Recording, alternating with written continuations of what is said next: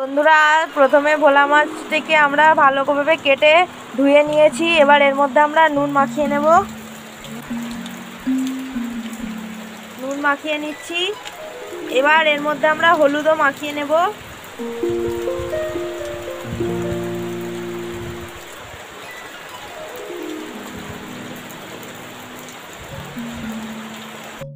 কড়াইটি গরম হয়ে গেছে, এর মধ্যে এবার তেল দিয়ে দিচ্ছি। এর মধ্যে এবার আমরা মাছ দিয়ে দেব। বন্ধুরা, বাইরে প্রচুর বৃষ্টি হচ্ছে, তাই জন্য একটু অসুবিধা হচ্ছে আমাদের।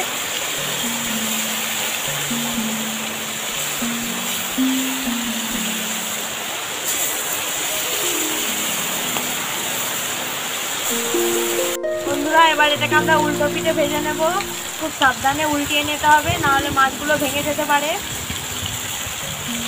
ভালোভাবে ভাজা হয়ে যাওয়ার পরে এটাকে উল্টাবেন। উল্টো পিঠটা ভালোভাবে ভেজে নিতে হবে। দেখুন, ভালোভাবে ভাজা হয়ে গেছে, তো এটাকে এবার আমরা নামিয়ে নেব।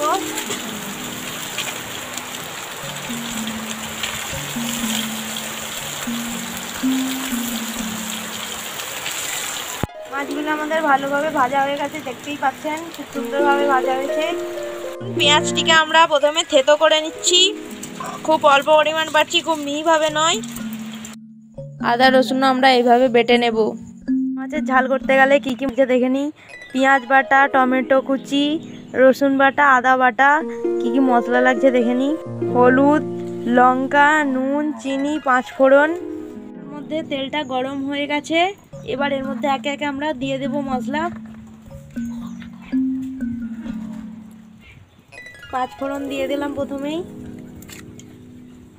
রসুনটাকে দিয়ে ভালোভাবে একটু ভেজে নেব।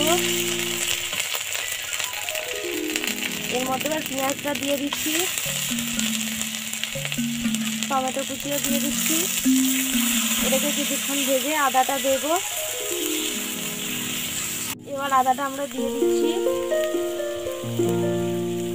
এরপরে 1 চামচ হলুদ, 1 চামচ লঙ্কা, 1 চামচ চিনি, স্বাদ মতো নুন। এটা হয়ে গেছে, এর মধ্যে আমরা জল দিয়ে দেব। অল্প পরিমাণ জল দিতে হবে।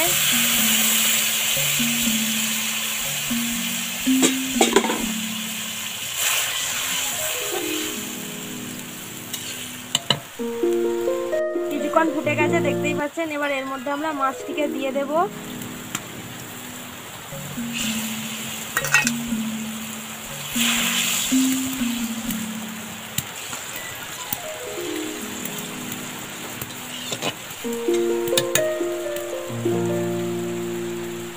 দেখুন, মাছের ঝালটা আমাদের রেডি হয়ে গেছে।